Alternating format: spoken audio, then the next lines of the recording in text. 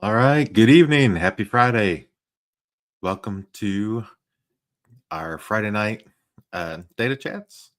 Tonight, I'm going to be going over some uh, kind of comparing lake houses to traditional data warehouses and kind of talking about the efficiency loss and what you do to battle that efficiency loss moving into a lake house. So, I'm going to jump into it. For those of you that it's your first time here, I'm Chris Gamble. This is my channel, the Data Engineering Channel, and I've been in uh, the data realm for over 25 years, and I'm here to kind of share my knowledge and experience with you to help you to become a data engineer or data analyst, um, and help you get into a career that you love. So tonight we're going to talk about lake houses. You know, it's one of the hot words. One of the kind of buzzwords and concepts that have been going around lately for a bit, and comparing that to data warehouses. So we're going to cover tonight some of the key differences between data warehouses and lake houses, challenges that you might face during that transition, as well as some practical strategies and tools that you could use to eliminate some of the efficiency loss that we see in lake houses. Um, so feel free to drop any questions in the chat, even if it's off topic. We'll get to them. So let's jump right into it. Um, so understanding a data warehouse versus a lake house.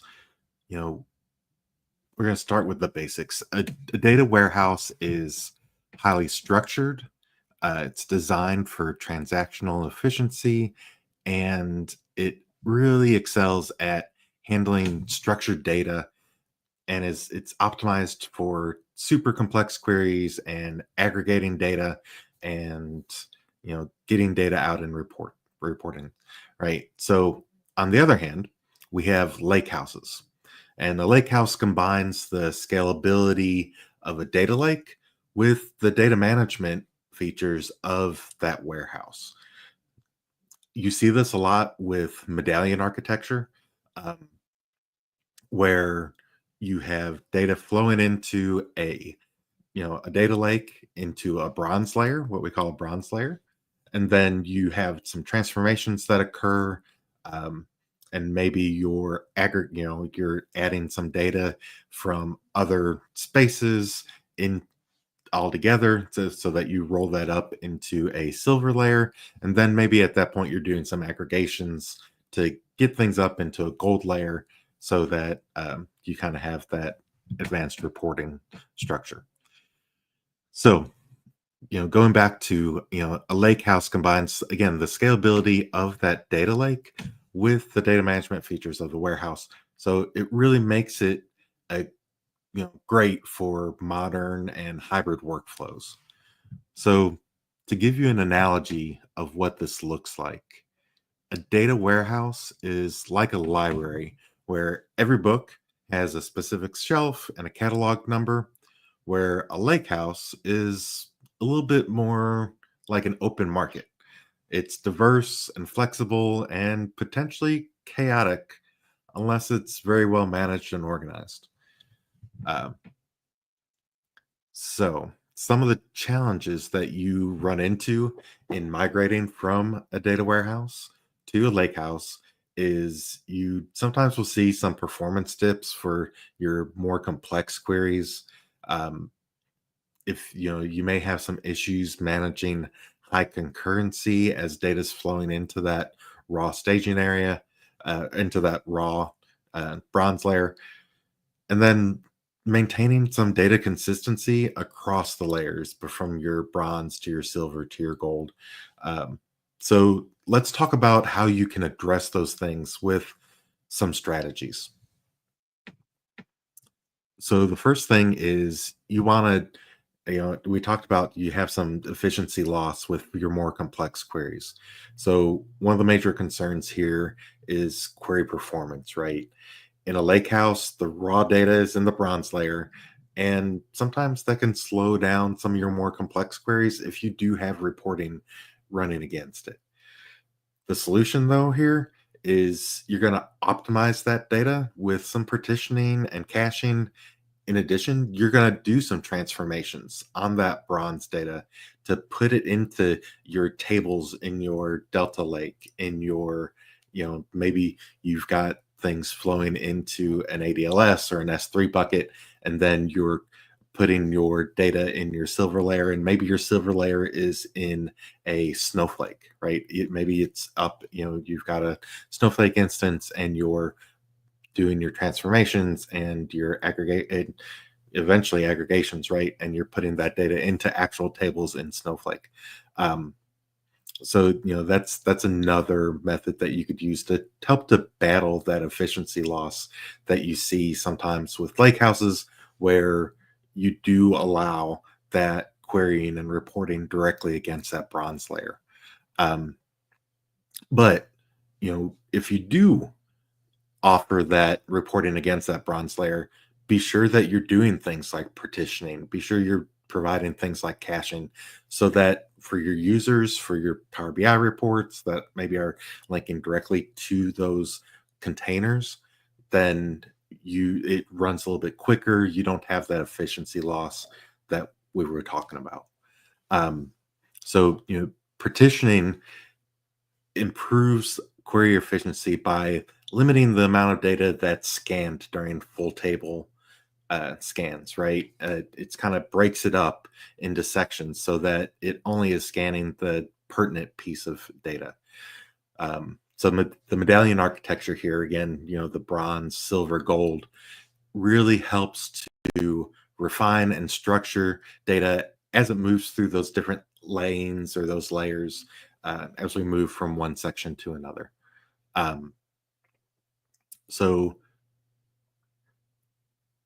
for instance, you could use some PySpark,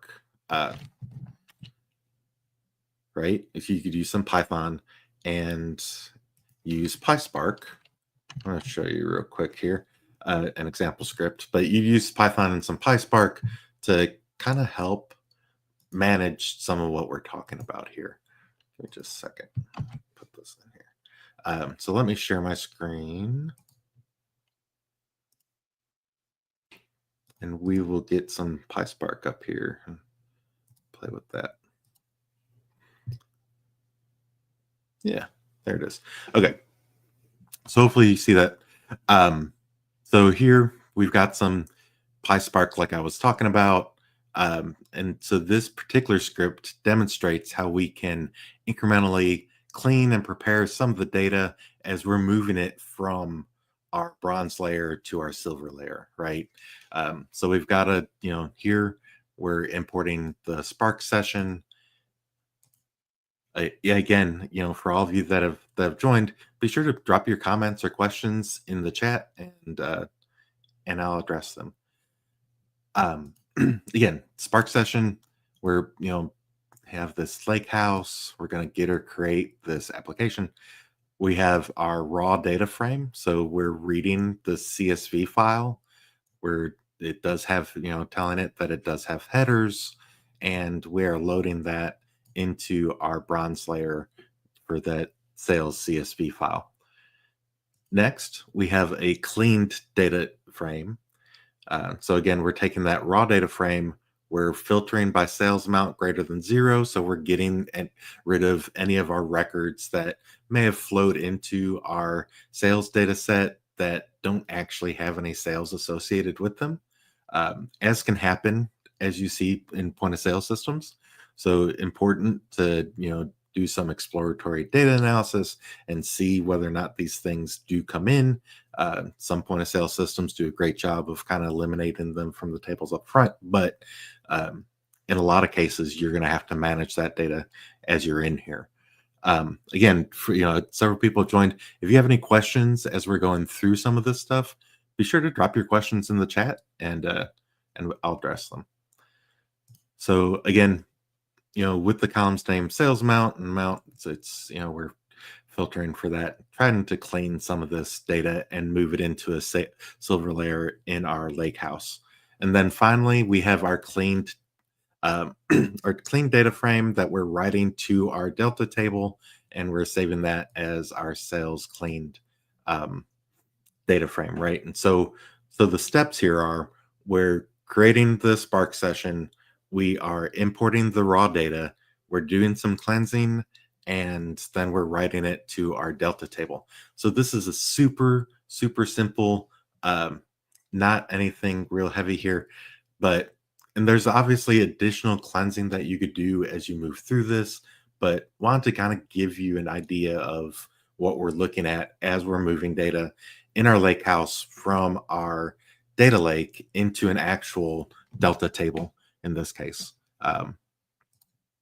So another strategy is leveraging some of the caching and indexing for frequently accessed data, right? So, you know, similar to how we would index in, a data warehouse, index the fields that are important to your join criteria, that are important to any of your where statements, things that you're going to filter on, um, things like that. So be sure that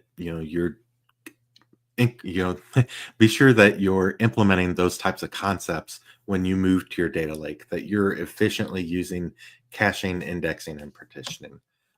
So here's an example, a SQL example of some caching. Let me pull up another, create a new file here. Just gonna do that. So here's a SQL example of some caching. And so it's really simple, right? It's not anything complex. For those of you that are in the process of learning SQL, you likely know this already. SQL is a very readable language, and a lot of times it is what it is, right? So it doesn't usually get super complex, or it can get super complex, but a lot of it, especially as you're getting into it, is not. So don't ever be intimidated by SQL, and know that we all forget syntax every now and again.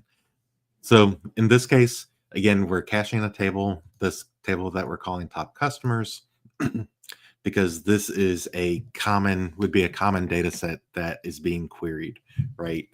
So, we're creating our query, and we're limiting it to the top 100 customers. So these are our top 100 customers by total sales, right? So this gives us our top 100 sellers by total sales, descending, and by customer ID. Because this likely is something that commonly we're querying for, to research, to use in other queries. So we want that cached. So that's a good example of realistically something you may cache.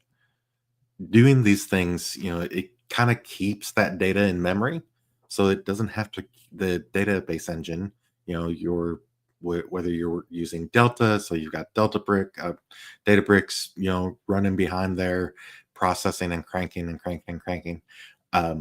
If it's cached already, then it'll just reuse that data that it's already ran that query for, and it won't have to keep on processing it. So that's the point of caching. So let's put all this together. Imagine having it that you're a retailer migrating from a data warehouse to a lake house. So you need things like your historical data for analytics, real-time data for your inventory management, and then a common architecture for lake houses is the Medallion architecture. If you're not familiar with the Medallion architecture, feel free. Hey, Kumar. Um, uh, if you're not familiar with Medallion architecture, drop a question down in the chat, and I'm happy to go over it tonight. But but basically, you have your raw data in your bronze layer, and we're ingesting data directly from things like, in this case, in this particular scenario, where it could be ingesting data from IoT devices. And then we have our silver layer. So we're doing kind of what we're talking about in this PySpark piece here.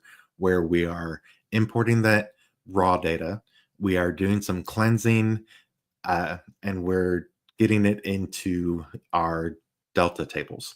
And so the delta tables are what will power our dashboards, right? Our live dashboards that get fed consistently from the IoT devices that are feeding into our data lake, and then ultimately feeding into our silver layer tables. Um, and then that data goes into our Power BI dashboards, which are generally live or potentially refreshed maybe every 3 or 4 hours, um, so that the business has good, recent, accurate data to make decisions on. And then finally, you are doing some additional transformations, usually some aggregations to get things up from that silver layer into our gold layer. Again, often using your delta tables. Or if you're in Snowflake, putting things into your tables in Snowflake, into aggregated tables, so that you could do things like monthly reporting, right, or quarterly reporting or annual reporting that aggregates all that data together. um, so that's the kind of the concept that you use within uh, lake houses, right? One of the great advantages to having a lake house is that um, you have the raw data eternally, right? So that if anything comes up that you need to investigate, then you could go get back to that raw data to investigate it. It's there. You could query it. It is easily accessible. Um, you can store structured, unstructured, semi-structured data, and it could all be there. If you're dealing with PDFs, if whether you're dealing with CSV files, Parquet files, JSON data, it could all live in that lake house, in that in that data lake part of your lake house. And there we go. Um, and then it's easily accessible for troubleshooting and for historical reasons. If you ever need to go back and get it, then the raw data is there. Because a lot of times what happens, you're doing your cleaning and your structuring and you get it into that silver layer. Maybe you're not using all the columns from your original raw data, or all the fields, or all the data that's in that raw data. You may find out 6 months later that you need to add some data. There's some additional data that needs to be added to your silver layer, and you have access to that data in your bronze layer. You could easily query it and pull it into your delta tables. And so that's the kind of one of the great advantages of that. So Kumar's asking, what is a data lake in general? You've just started learning and working with SSIS. So for those of you that may not know, SSIS is a legacy ETL tool. Um, Basically, it's very similar to, like, if you jumped right into cloud and Azure. It's very similar to a pipeline in ADF or Synapse. For those of you that are in AWS, it's very similar to a workflow in Glue. Or if you're in Informatica, it's very similar to a task flow in Informatica. But a data lake in general is basically a combination of a data warehouse and a data lake. So you have your data lake that is often being fed streaming data a lot of times, or it's being fed data from IoT devices that are, files are just being dumped into containers into your data lake. And that forms your bronze layer of your data lake. Again, like we are talking about with the Medallion architecture. But a data lake is something like an ADLS, which is a Azure Data Lake storage. That's a resource in Azure that you could create. It could be a S3 bucket, which is the AWS version. So it's those types of resources that forms your data lake. On top of that, if you're using something like Databricks, then you are layering on top of that data lake, your lake house. In Databricks, that's going to be your Delta tables. So it's a database basically called Delta, and Delta resides within Parquet files, and generally within Parquet files. And so columnar storage, a little bit different than a traditional data warehouse. Generally, traditional data warehouses are more your SQL servers, could be Postgres, Oracle, um, and uh, and so within Databricks, you've got Delta. But you also see architectures built on not necessarily Delta, but mentioned a couple times tonight, Snowflake. For those of you that haven't gotten into Snowflake, Snowflake is one of my favorite data warehouse tools. It's a SaaS uh, platform, and so it is a completely cloud-based kind of data warehouse platform, but it is has some great power, some great flexibility. It scales extremely well. As with any of the cloud platforms, you have to be super careful about your cost and make sure that you are doing things efficiently and doing things in a method that isn't going to cost you a fortune each month. But Snowflake is amazing to again layer on top within that your lake house. Another option that I've seen several times is especially in AWS, you can spin up like a Postgres database. So I've seen things, lake houses be built with S3 buckets and layering a Postgres database on top of it. And then, another very common pattern is in Azure to have your ADLS, and then on top of your ADLS have like either a serverless SQL pool in Synapse or a Azure SQL Server sitting on top of your data lake. And your data lake there would be your ADLS or your Azure Data Lake services. And so that's kind of what a data lake looks like. So if you need me to break that down further, let me know in the comments. If anybody has any questions, pop them in the comments, and we'll dig into those. Great question, Kumar. Thank you very much. Again, during these live sessions, if something comes up, if you have a question about any of the Python or the SQL that we look at, if you have questions about any of the concepts that we discuss, put them in the chat. We'll get to them. If you have something that is really burning, if you have a SQL question or a Python question or just a general data engineering question, put them in the chat and we'll discuss them. A lot of times we often on Friday nights get into just some general career questions. So I love that y'all jump on here with me. Thanks. All right. So really that covers the Lakehouse concepts that I wanted to get into tonight. So Kumar, you started it off, kicked it off with a great question.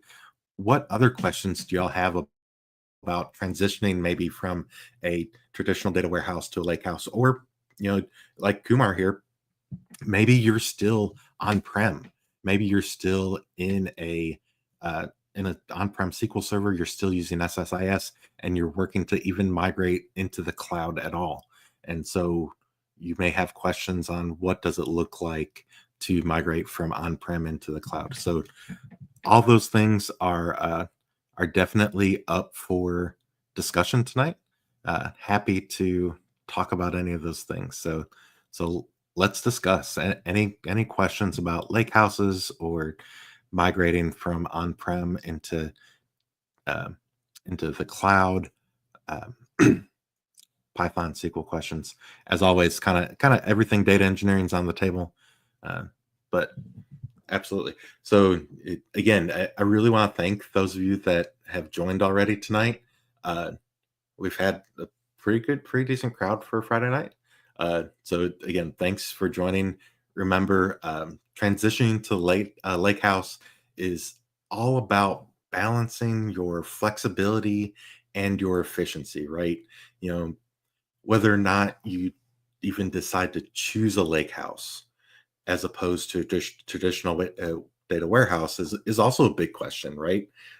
You may be following a methodology now where it is very similar to having a lake house. You may already have IoT data that's being fed into data lake containers. Um, and then you may already be taking that with maybe ADF pipelines and pulling that data from the ADLS and putting it into structured tables within a database. So you may already be following a lakehouse type of methodology and not even realize that that's what you're doing. Um, so again, questions, pop them in the chat. I'm happy to discuss anything. Um, Hopefully, for those of you that have joined, you found this helpful. Uh, yeah, be sure to let me know what your questions are or suggestions are in the chat about anything that you'd like to see covered in the channel. Uh, but that I mean that's a big piece of what I wanted to cover tonight is again data lakes and kind of what that looks like from that standpoint.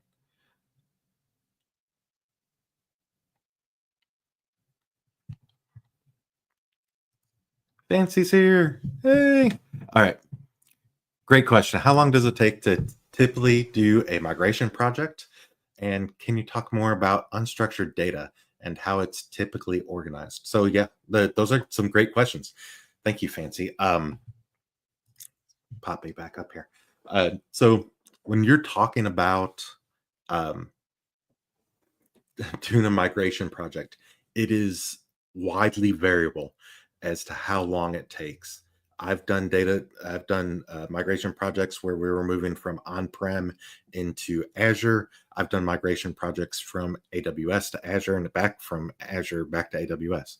So, there's a lot of different variations there, but when you're talking about doing a migration project today, generally you're not talking from cloud to cloud, but it does happen.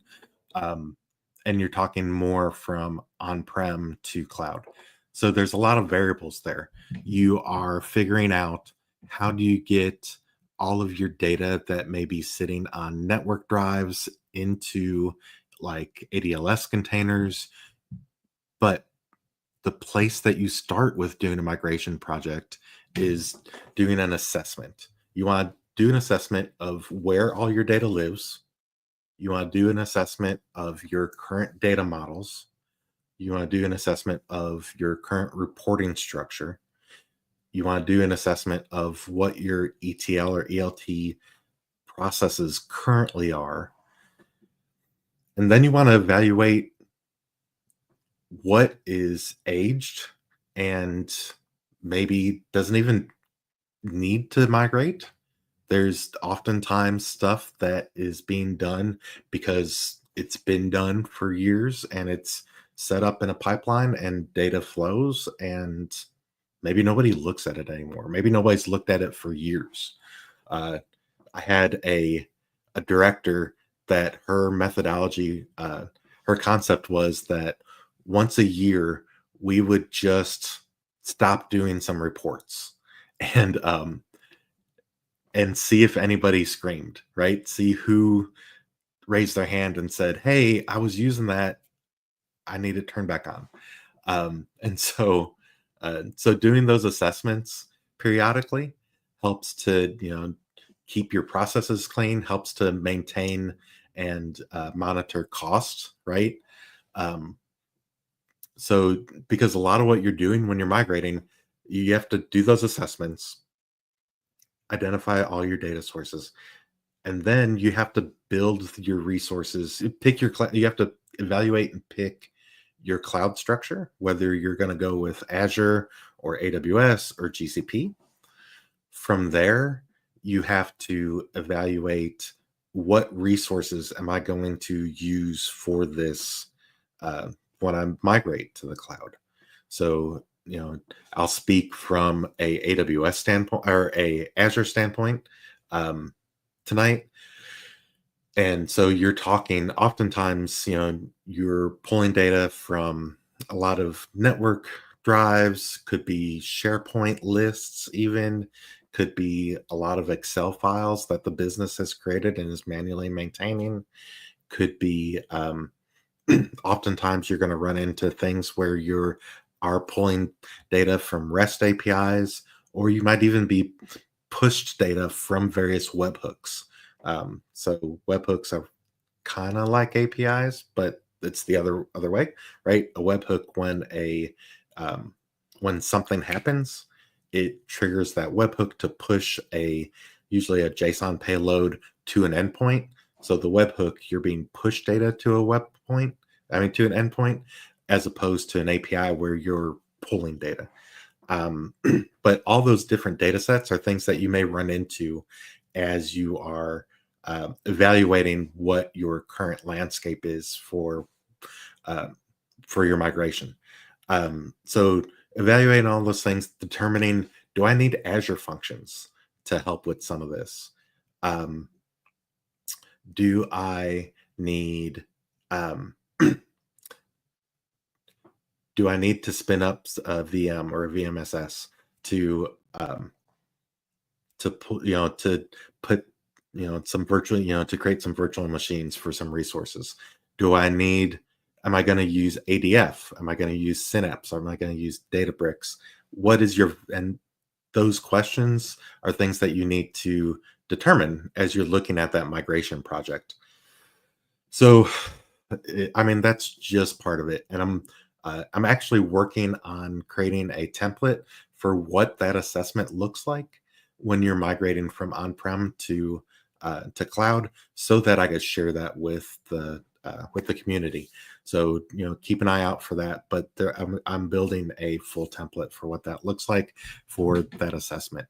But to answer your question a little bit more directly, Fancy. Um, how long does it typically take to do a migration project? My experience for like a mid-sized migration project, it could take 3 to 6 months.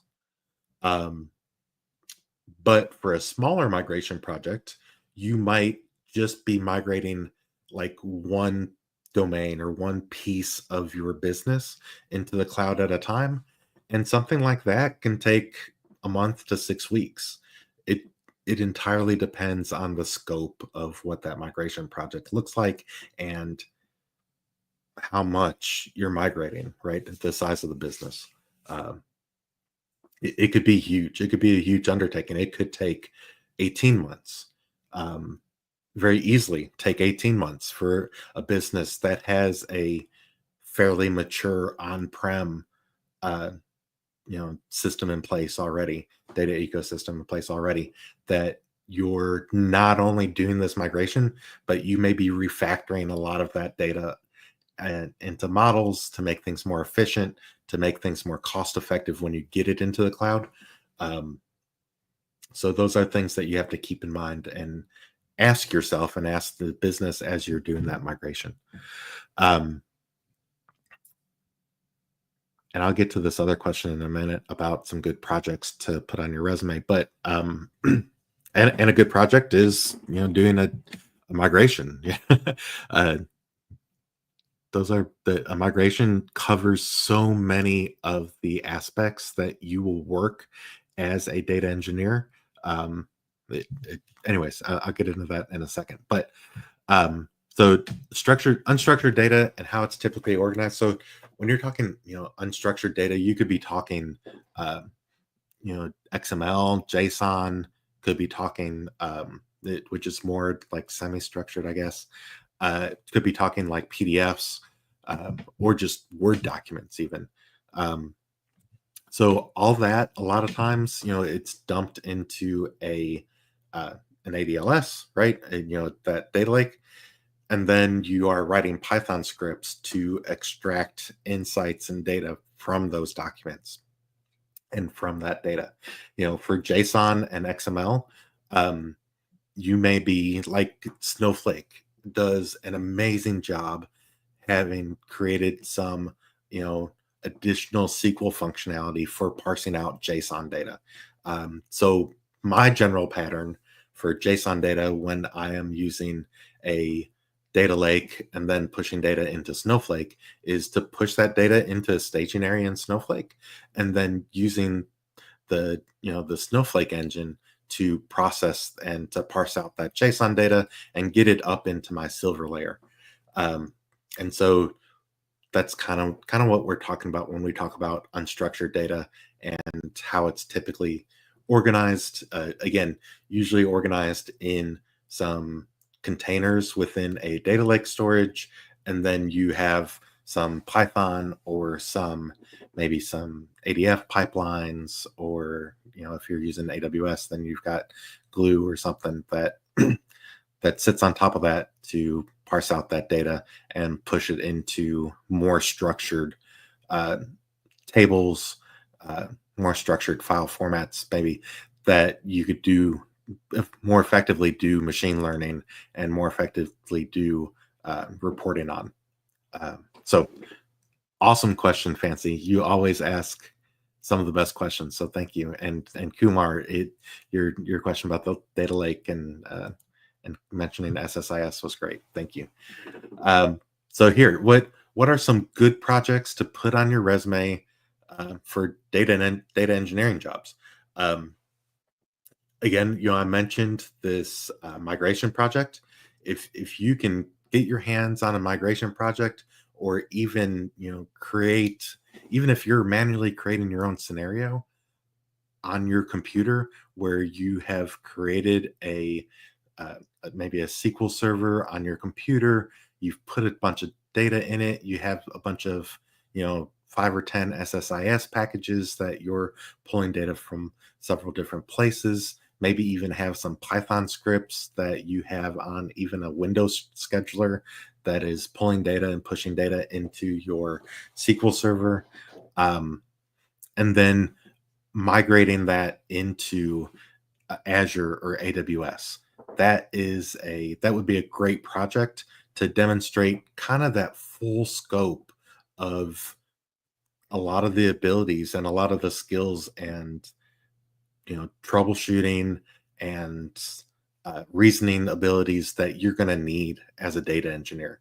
Being able to logically talk through what that looks like and how you came to the decisions that you came to when you were deciding on which resources to use, and how to write your queries, and how to refactor things as you move things into Azure, for example. So that's that would be a great project, a great, really big end-to-end project that you could put on your resume. Another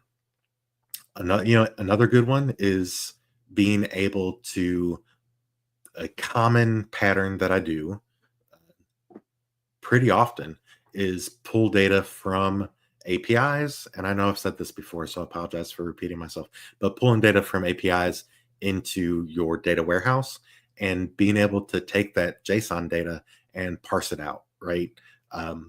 So it takes some skill and some knowledge of SQL and Python potentially, or if you're using a ADF pipeline, then of ADF, where you're pulling data from an API, you're setting up that connection string, you are setting up your authentication, and you are pulling the data, potentially dumping it into a ADLS container, or you're dumping it into parsing out that JSON data up front. So you're doing kind of the more traditional ETL piece, where you're extracting the data from the API, doing your transformations, pushing it into tables within your data warehouse, and then moving that up the chain, right? Being able to take that data from there and then create a data model out of it, right?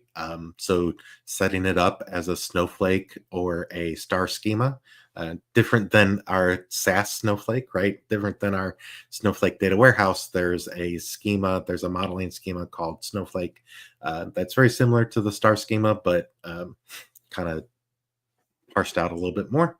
And so, but being able to do that, and then being able to, the big piece when when you are in an interview, the thing that's going to separate you from the next person that has similar technical ability is your ability to be able to logic out and explain why you made the decisions that you made in that process, why you chose the tools, why you chose the modeling technique that you chose while you're doing that. And when you're in the interview, you are proactively providing that information. You're not waiting for them to ask, well, how did you make those decisions? Because they might not ask. They might just assume that you made those decisions because that's the template that you use. But if you could show that you have some reasoning abilities, that you have some troubleshooting skills, that you've troubleshooted things along the way, those are the things that will differentiate you from the next person when you're doing your interviewing. Um, and bonus points for being able to logic and reason out why you chose a medallion architecture, for example, and why you chose a lake house. Yeah. So again, great questions. Any more questions, you put them in the chat. I will answer them.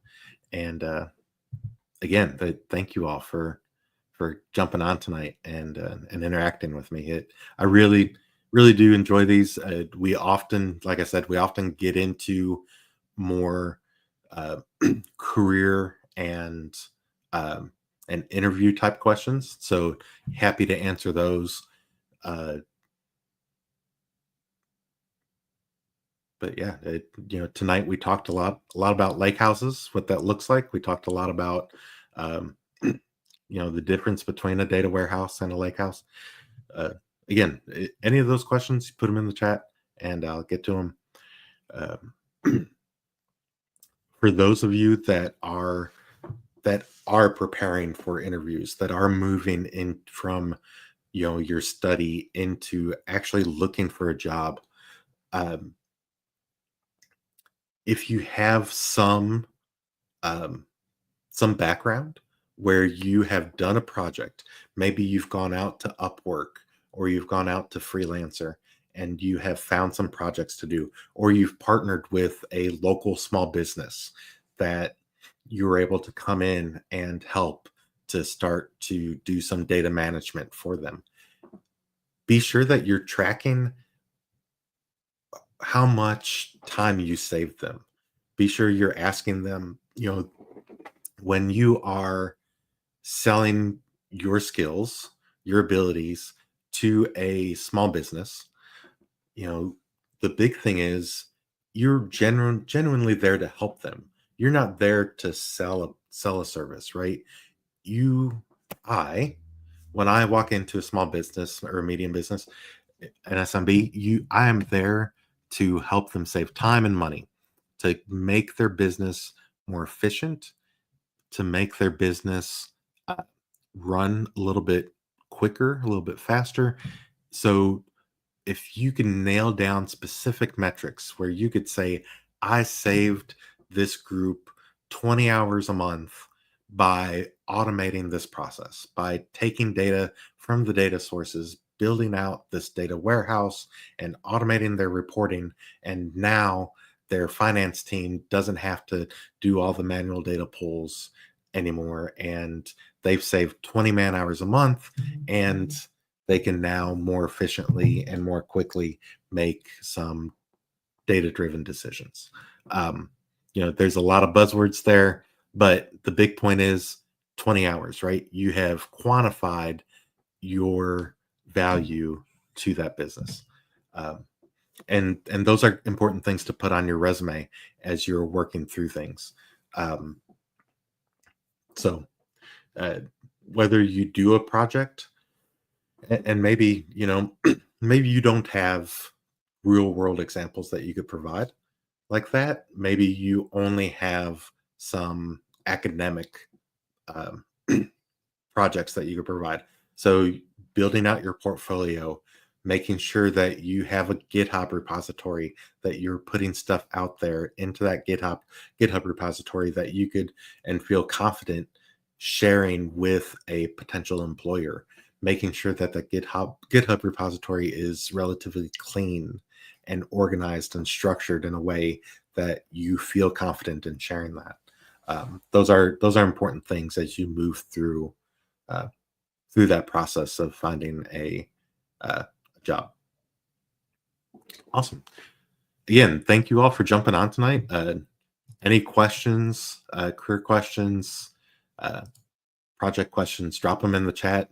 Any data questions at all, drop them in the chat. Want to talk real quickly about a migration while I'm waiting for other questions. If other questions pop in, I'll jump to that. But going back to Fancy's migration project question, um, a couple of the big projects that I've done were migrating from AWS over into Azure and back. Um, and that process, even that process, it could easily take 6 months, right? From inception to completion could easily take 6 months when you're migrating from cloud to cloud. Um, the project that I did, I had, um, I'll talk about the AWS to Azure one. So with AWS to Azure, my existing architecture was generally I had Python scripts that were inside of Docker containers that we had running within a Linux system on. You're welcome, anytime. Um, we had the Docker containers running within a Fargate instance, which is a Linux, basically a virtual Linux box within AWS. So it's like having a computer in the cloud that is running that script for me.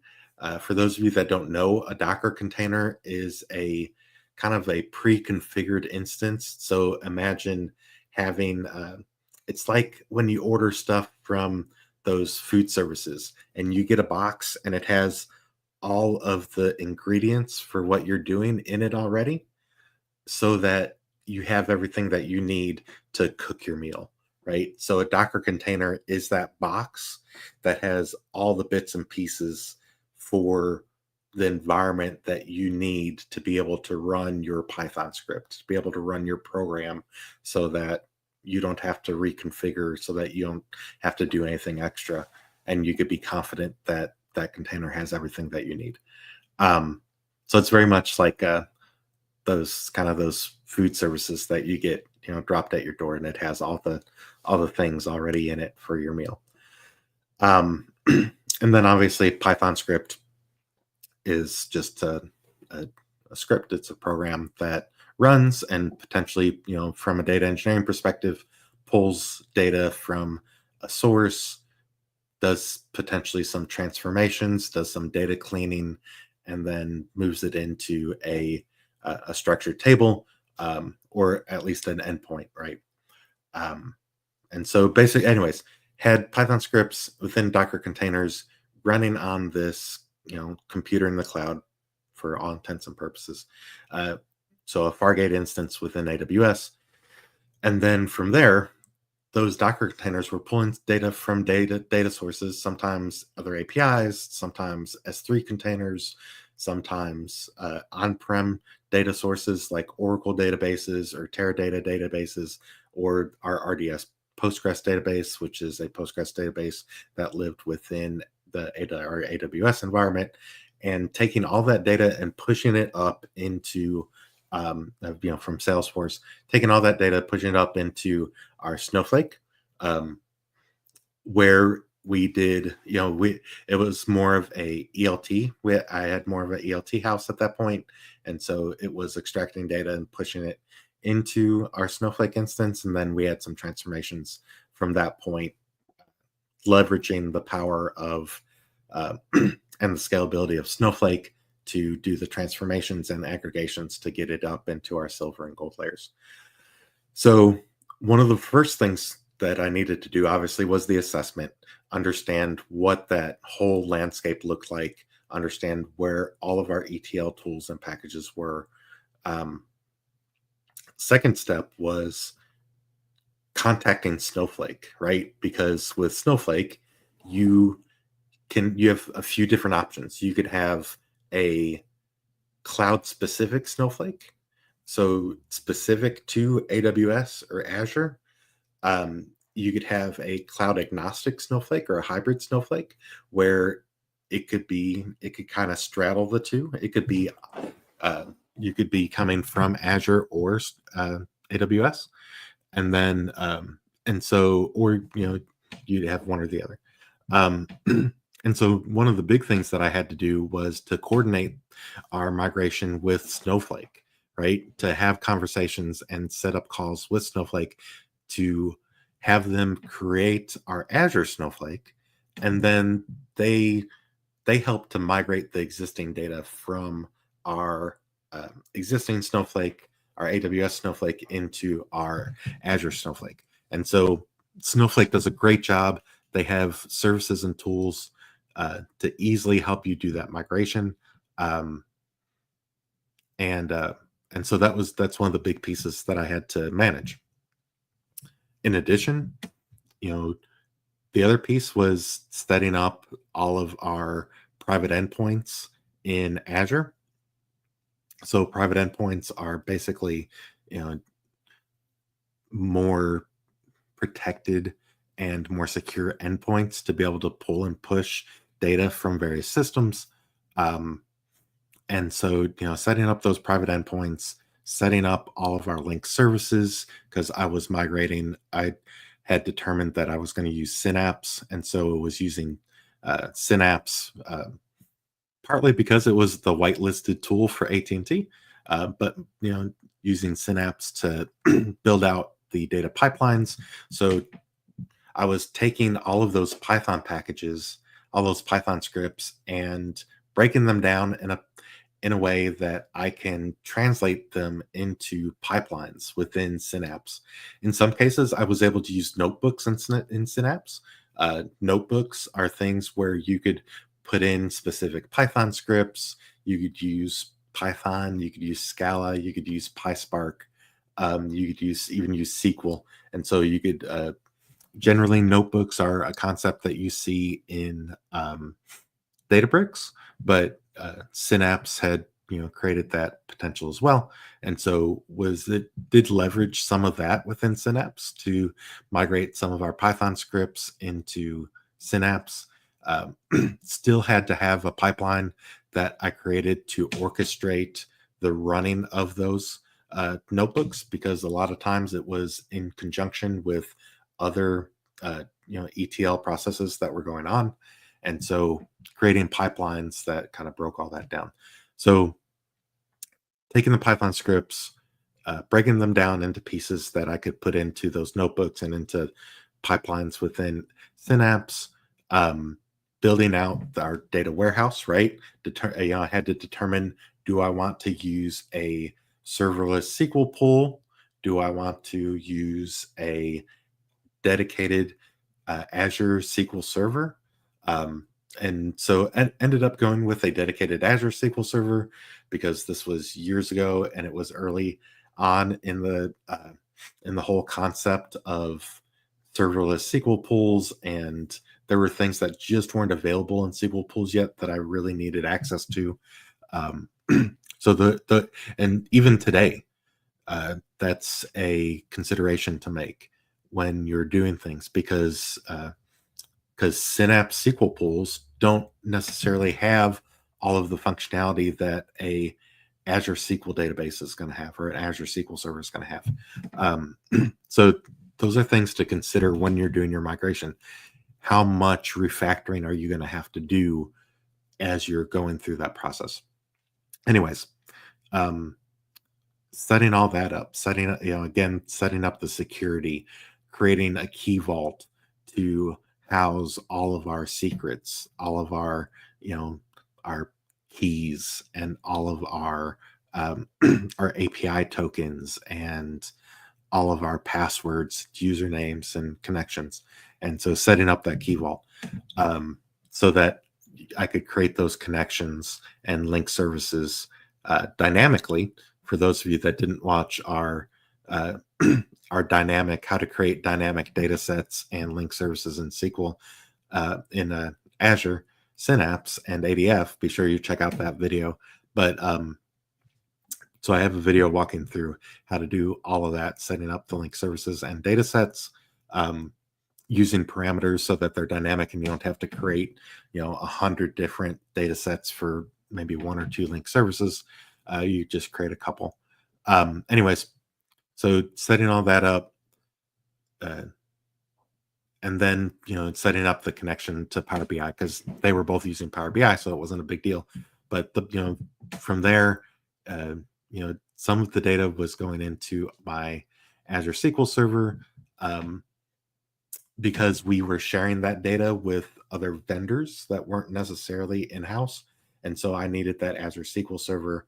Um, and then a lot of the data was going up into our Snowflake, which all of our internal reporting was done off of Snowflake. So kind of a hybrid weird that one was kind of a hybrid weird situation where I had a Azure SQL Server and Snowflake going on at the same time, just because of how I needed to share data and who I was sharing data with, just because of the nature of the business. So again, that process, that whole thing from beginning to end, from again, part of the first, it took 6 months. The first couple months was spent with procurement type issues. So setting up the subscription with Azure, creating the um, creating the subscription, setting up all the billing, things like that. Um, and then probably 6 weeks on analysis and evaluation of the current architecture, current kind of state of things, and doing my inventory of all the things that needed to be migrated. And then the rest of the time was actually doing the work, and doing some testing and assertions to make sure that the data was the same, because there was a while, there's probably about 2 or 3 weeks that I had the databases running concurrent, the both Snowflake instances running concurrently, so that I could make sure that everything was flowing as expected, uh, and would continue to do so. So again, any questions, any thoughts, uh, any feedback at all, put them in the comments. It only helps me to better help you. Uh, if you have feedback, or if you have questions, helps me to kind of develop my future content for you all, and hopefully help you to achieve your data engineering dreams. Uh, uh, I love data engineering. I've been doing it for a long time, so 25 years, and super excited about some future things that I'm getting ready to start doing. So awesome. Why would a company undertake a migration project only to migrate it back? What was frustrating for your team? I could also see I also see with the assessments you did, it was an opportunity to clean things up. Yeah. Um, so yeah, so take this in parts. Why would a company undertake a migration project only to migrate it back? So the particular situation I was in, um, AT&T had acquired a company.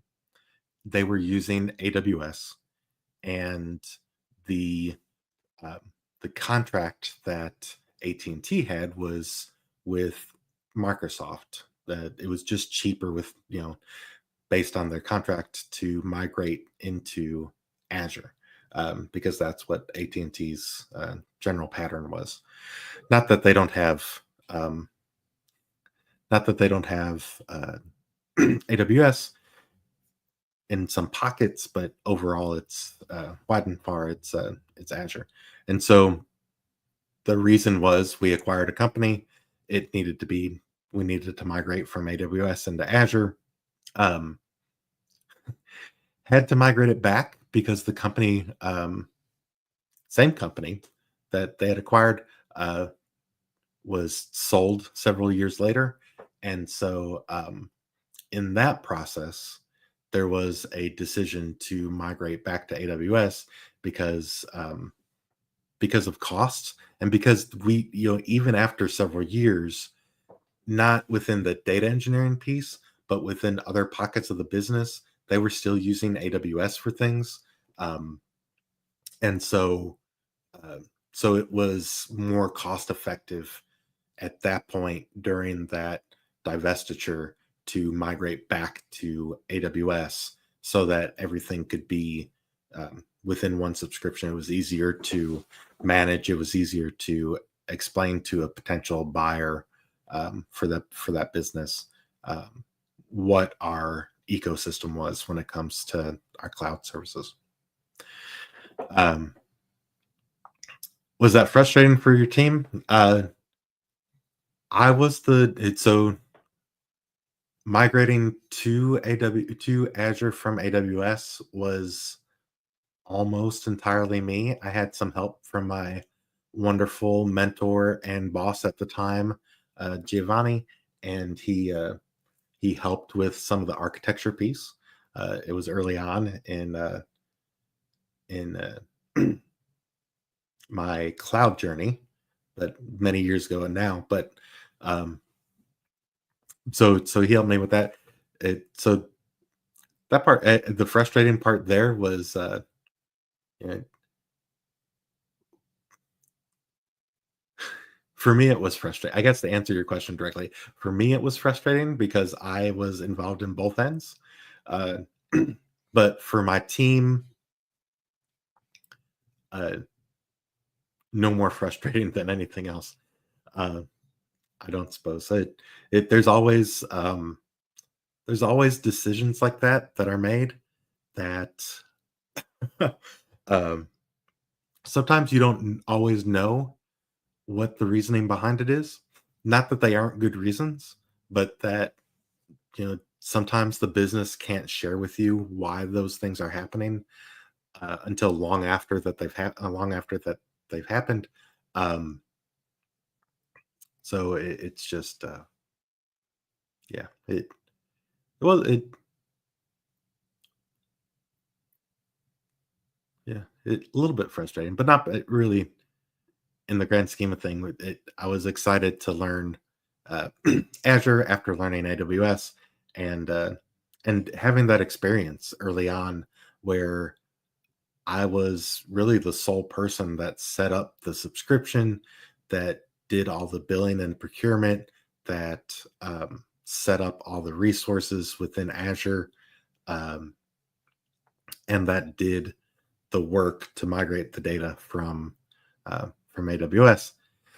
Uh, it was really not an awesome experience. So it wasn't frustrating. There's always points where you get stuck on something where you having to do troubleshooting and you can't figure something out and you get frustrated. But that comes with everything. There's always a point in big projects where you're frustrated because you couldn't quite figure something out and you have to troubleshoot it and you just want to bang your head against the desk.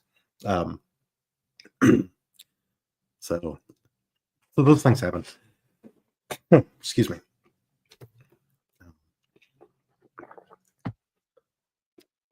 And yeah, with the assessments that I did, those are awesome opportunities. When you get those opportunities, those are awesome opportunities to clean things up as you go along, um, and be able to refactor some stuff, um, make them cleaner, make them more readable. A lot of times, through your career, you will run into a whole ton of things that you are inheriting from other people. Sometimes those people did a fantastic job in documenting and in making things readable and understandable. And sometimes things are super complex. And sometimes they're super complex because the business itself um, has metrics that are super complex and have a lot of moving pieces. So, but yeah, anytime you're doing a migration, if you, I would always encourage you, um, you know, to push the business to give you the time to do it right.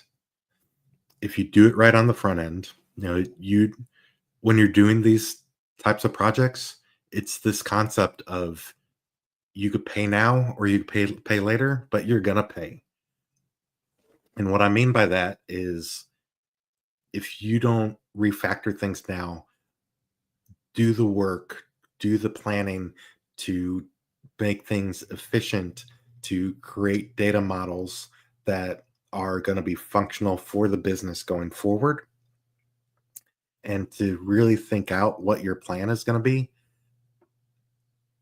If you don't do that, you're going to pay later, uh, both financially and in time, because things are going to take more resources to run, which means that it's going to financially cost you more, and it's going to take things longer to run and refresh reporting. And so you're going to pay the cost in time.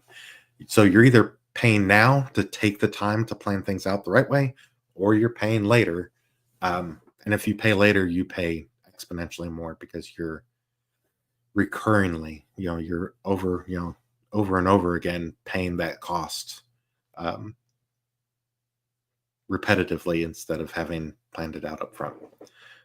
But yeah, always a great opportunity. Anytime that you can convince the business that you need to take the time to do things efficiently, and the way to convince the business is letting them know, look, I could do it this way now and take this time now, this extra month or 2 months, whatever it may be, to plan things out now, or it could potentially cost you tens of $1,000s down the road. And hopefully the business will see the value in taking the time now to do it right. So often I see in businesses where, um, especially with big projects that may have big time pressures, where you just have to hurry up and get something done. And when you do that, you don't have time to effectively model out your data. This is one of those things that is a difference between academia and real world business. Is there's time pressures, there's financial pressures, there are project managers that are asking you, are you done yet, are you done yet, are you done yet? And hopefully you could convince them that you need that time to do it the right way. Hopefully you have the support from your leadership, whether that be a team lead or director or above, that helps to kind of push that agenda of needing to do things the right way and pay for it now in time and preparation, as opposed to pay for it later in financial ways. And that's how you convince a business, right? Is explain to them what that bottom line pocket, financial impact is, to the business. If you can kind of quantify that, anytime you could quantify those things, it will help to sell your business case. Sorry, went down a way deep Reddit rabbit hole there. So if anybody else has any other questions, be sure to pop them down in the chat. Happy to talk through those things. If you do you think big companies are agile with their data infrastructure and quick to adopt new tools because they need to? Or are they more rigid because the data is so essential and they can't be compromised?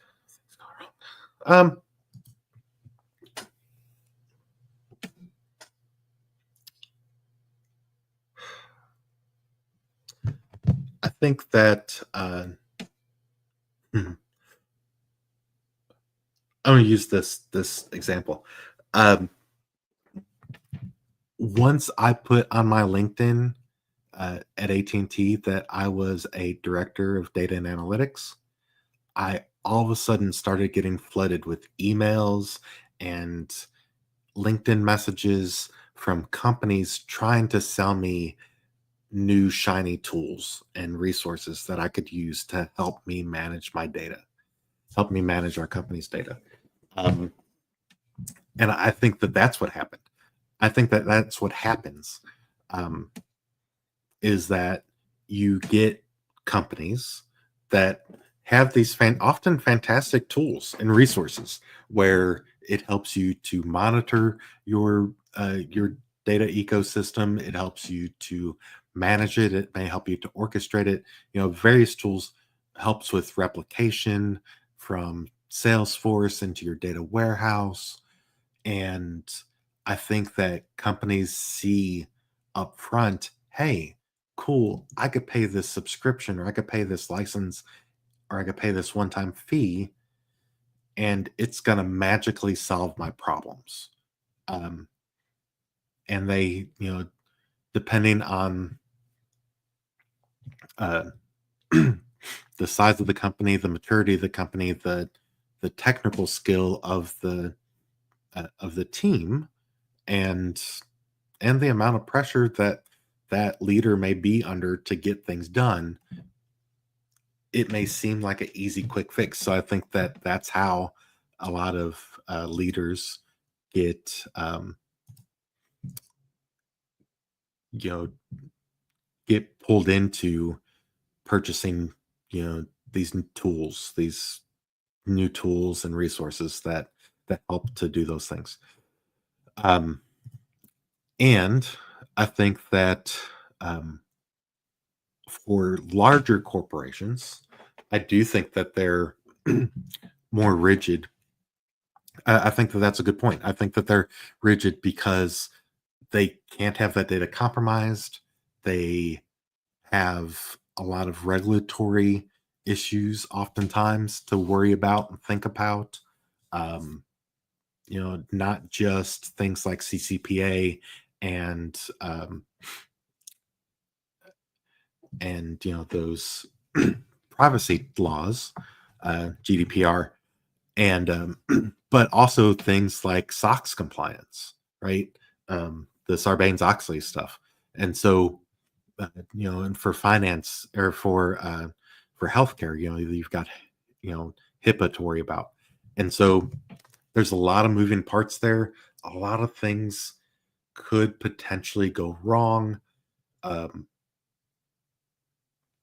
and companies can become rigid because of that, because of all those regulations and all those laws, and it it honestly, I think, keeps bigger companies from being more agile, uh, not in the agile methodology way, but more agile in being able to adapt, um, and move, um, because they get stuck with that, and they have a lot of things to worry about, and it creates a lot of red tape when a leader wants to adopt a new tool, because there's oftentimes a lot of steps, a lot of levels and layers that you have to convince, a lot of paperwork that has to be done in order to get things moving. So yeah, I do. Sorry, it took me a second to kind of figure out both pieces of that, but yeah, companies um, are not agile with their data infrastructure, quick to adopt new tools because they need to worry about you know all those regulations and stuff that I talked about. And a lot of things could go wrong. There's a lot of security concerns that you have to worry about, making sure that you have your PII hashed, especially as you're moving data from potentially into your data warehouse, depending on who you're going to give access to it. Making sure that things are protected, that your customers' information is protected in a way that protects not just your business, but those customers as well.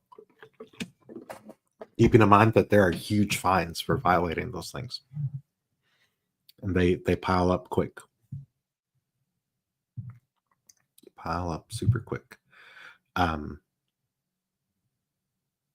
So yeah, and I'll also say, like I said, it, for a new director of data, um, like I didn't understand the impact that updating my LinkedIn at the time was going to have on the amount of just flood of messages that I was going to get from vendors of, hey, I'd love to meet with you and tell you about this super cool product and tool that I have. Um, and Most of it I just ignored, but you know, you get a lot of it for sure. Fancy, thank you so much. Kumar, thank you for also thank you for asking questions. Um, and and thank everybody for the interaction tonight, for asking questions. Um, if there are any other questions, be sure to pop them in the chat. Again, I will just like every Friday night. As long as there are questions, I'll hang out. Um, for those of you that may be new, um, thanks, Dario. For those of you that may be new to the channel or new to coming to our Friday night calls, you know, I set up these calls every Friday night, 10 p.m. Eastern. Um, we talk through anything that comes up. I've tried to, over the last handful of times, have some topic that I start off with. Like tonight, we talked about lake houses. Um, Oftentimes we get into a wide variety of different things, but even if you have specific questions, if you have a SQL query or a situation that you're stuck with, you could bring those things here, um, pop them into the chat, and I'm happy to walk those through those things. In addition, you know, we have a Discord channel. It's not real lively. I'll let you know up front. It's not real lively right yet. There's not a ton of people on there. There's just a handful of people on there, but I'm trying to build that community so that we could all get on there and support each other as we run into issues, in addition to support each other as you're trying to move into new data roles, um, and and for general encouragement. Uh, there's this uh, idea of imposter syndrome that is very rampant in not just data but in technology as a whole, um, where and basically what that means is, you feel like you just don't belong because maybe you feel that way because you don't have the background or the skills that you feel like you should have in order to have the position that you have. um, Basically you feel like you're not worthy, right? And so and I want you to know, for those of you that are aspiring data engineers or maybe are early in your career, even for those of you that may be mid-career, um, that happens to all of us. Imposter syndrome uh, doesn't, hits everybody at some point. Uh, Sometimes it's weeks at a time. Sometimes it's part of a day. But we all run into things. Even the most senior data engineers and data professionals and people, the software engineers, run into days where they get stuck on something and they think, "Man, I don't know what the hell I'm doing here," and that's where that imposter syndrome comes in. Uh, and so sometimes, anyways, point is, sometimes those are the types of things that we run into having those conversations on here about. And I want you all to know that we all have days where we are relying on Google. And, back in the day, it was Stack Exchange. Before that, it was going out and buying some book off the shelf somewhere and trying to figure things out, or just, failing and failing and failing until we figure it out. Um, but, uh, but now we've got wonderful tools like ChatGPT and uh, somebody laughed at the idea of somebody liking Copilot earlier, but we have those great tools, and we all have days where we have to ask somebody else or something else an answer to help us figure out how to parse JSON. For example, when I'm bouncing from a SQL server to a Oracle database, sometimes I'll forget the order of the syntax for a function because they could differ between different um, syntax of SQL, um, from database to database. And so, things like that, we all forget. There's no way that any one of us can memorize every function, every method, every library that's out there for Python and SQL and all the tools that we need. The important piece is being able to understand where we could find the answers quickly and efficiently, and we learn not to take too much time to spin our wheels. But again, thank you all for jumping on tonight.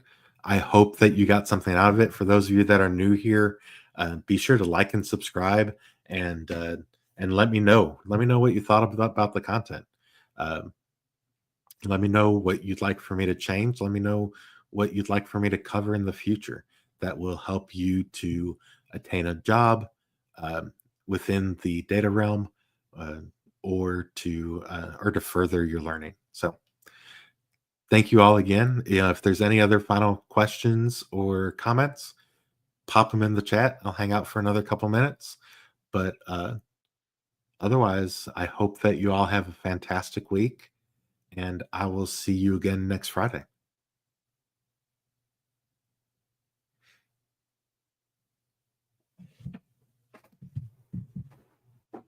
But yeah, these are the highlights of my week. I love doing this. So I hope that you all get something out of it. And again, thank you all for being interactive and asking questions. And uh, really do love these. All right. Have a great night, and I'll see y'all next week.